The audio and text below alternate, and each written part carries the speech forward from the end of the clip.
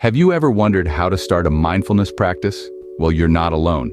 As we journey through life's hustle and bustle, the idea of slowing down to simply be can seem foreign, even daunting. But what if I told you that such a practice could be your passport to a healthier, more balanced life? Intriguing, isn't it? Let's unravel this concept a bit. Mindfulness, at its core, is about being fully present in the moment. It's not about emptying your mind or achieving a state of eternal calm. Instead, it's about paying attention to the here and now, without judgment. It's acknowledging your senses, your thoughts, your emotions, just as they are. It's about not getting overly reactive or overwhelmed by what's going on around us.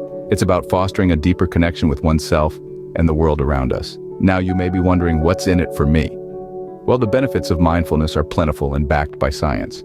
Mindfulness can help improve mental well-being by providing a sense of calm and balance that benefits both your emotional well-being and your overall health.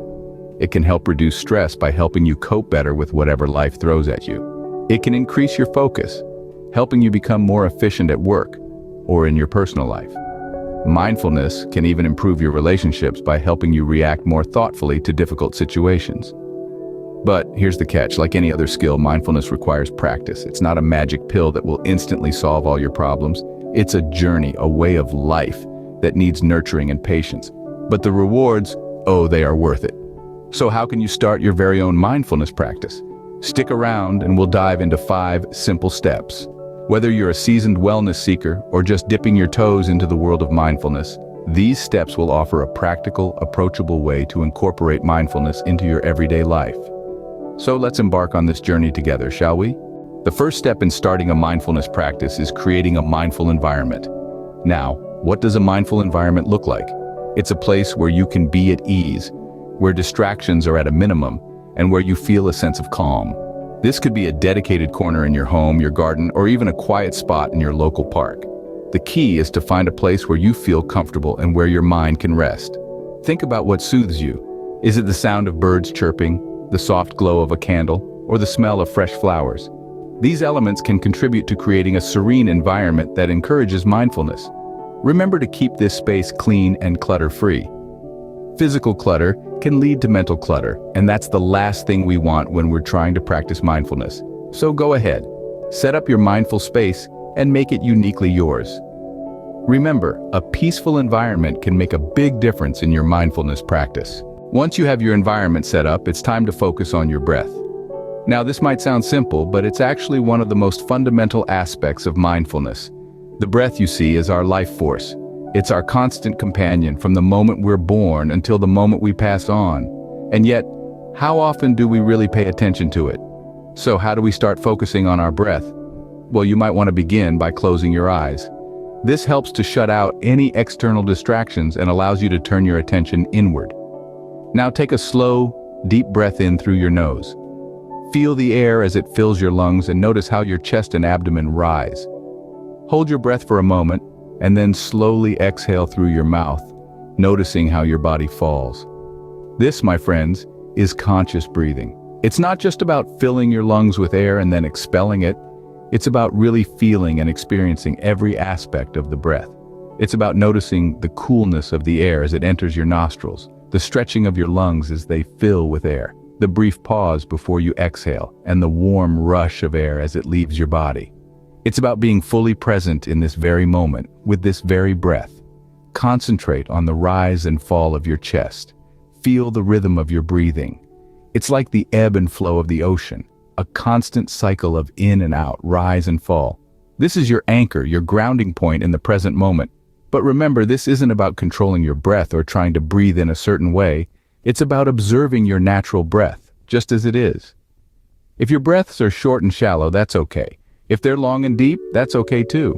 The key here is to simply observe without judgment. Focusing on your breath can help anchor you in the present moment, setting the stage for a deeper mindfulness experience.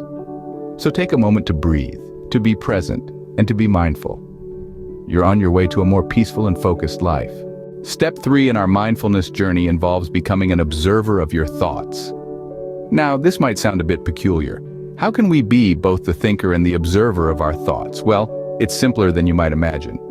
Picture your mind as a bustling highway. Your thoughts are the cars, trucks, and motorcycles zipping by. You, my friend, are not the vehicles. You are the person standing on the overpass, watching the traffic move along. That's the essence of observing your thoughts. You're not in the driver's seat, you're standing at a safe distance, watching the movement without being a part of it. Observing your thoughts is a crucial part of mindfulness because it allows you to detach from your thoughts and view them with a sense of curiosity and non-judgment. You see, in our daily lives, we often get so entangled in our thoughts that we believe we are our thoughts. But that's not the case. You are the observer of your thoughts, not the thoughts themselves. By observing without judgment, you can see your thoughts for what they truly are: transient, fleeting, and most importantly, not defining who you are. Thoughts come and go, just like the cars on a highway. Some may linger longer than others, some may be more intense, but ultimately, they all pass. So how can you practice becoming an observer? Start by simply noticing your thoughts. Don't try to change them or push them away. Just notice them. If you find yourself judging a thought as good or bad, gently remind yourself that thoughts are not inherently good or bad. They're just thoughts. Through this process, you will begin to understand your mind's patterns. You might notice that certain situations trigger certain thoughts or emotions. This understanding can help you respond more mindfully in the future. Remember, observing your thoughts is not about achieving a thoughtless state. It's about understanding the nature of your mind and learning to navigate its ebbs and flows without getting swept away. By observing your thoughts, you can better understand your mind's patterns and learn to stay focused on the present. The fourth step to starting a mindfulness practice is regular practice. Just like learning any new skill, mindfulness requires practice. It's not about achieving perfection, but about cultivating a habit. Regular practice can have profound benefits on our overall well-being. When we practice mindfulness regularly, we start to see improvements in our focus and concentration. Our minds become less cluttered, and we become more aware of our thoughts and emotions. This can lead to reduced stress and anxiety, and an overall better mental well-being. Now you might be thinking, how much time should I dedicate to this? Well, the beauty of mindfulness is that it's flexible. You can start with just a few minutes each day and gradually increase the time as you become more comfortable with the practice. The more we practice, the more familiar we become with our mind's patterns, and the better we get at navigating life's ups and downs. Remember, consistency is key in mindfulness practice. The final step in starting a mindfulness practice is to be patient with yourself. This is an essential part of the journey towards a more peaceful, centered existence. In our fast-paced lives, we often demand instant results. We want to master a new skill right away to see immediate changes.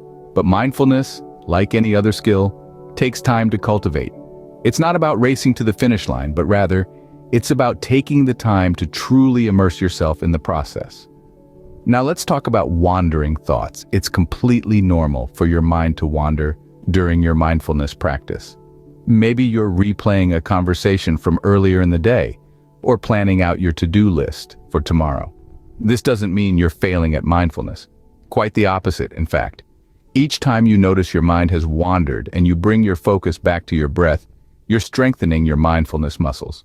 So, when you find your mind wandering, don't scold yourself. Instead, acknowledge the thought and then gently guide your attention back to your breath. This act of patience and kindness towards yourself is at the core of mindfulness practice. Remember, it's okay to have off days. There will be times when it seems impossible to quiet your mind. That's perfectly okay. It doesn't mean you're doing it wrong. It simply means you're human. On these days, it's even more important to be patient and kind to yourself. Developing mindfulness skills is like planting a seed. It needs time, care, and patience to grow. You can't rush it. You can't force it. You simply have to nurture it. And in time, you will see the fruits of your labor. Just like a seed needs water, sunlight, and soil to grow, your mindfulness practice needs time, patience, and kindness. So, be patient with yourself. Take your time. Show yourself some kindness. And remember, even if it feels like you're not making progress, you are. Every moment of mindfulness, no matter how fleeting, is a step forward. Remember, mindfulness is a journey, not a destination. Be gentle with yourself as you explore this new practice.